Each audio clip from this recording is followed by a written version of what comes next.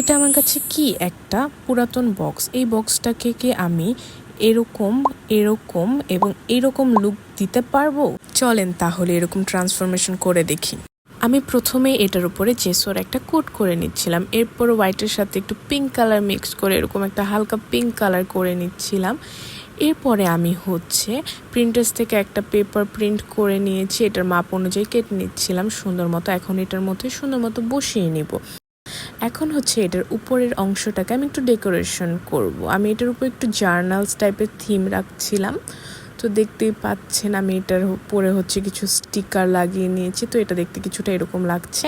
এখন আমরা এটার ভিতরের পার্টটাকে ডেকোরেশন করব। তো আমি এখানে একটা পেপার দিয়ে নিচ্ছিলাম, এরপর একটু ডেকোরেশন করে নিচ্ছিলাম। আর আমি একটা মিরর অ্যাড করেছি এখানে। আমি একটু পার্লও অ্যাড করে নিয়েছিলাম।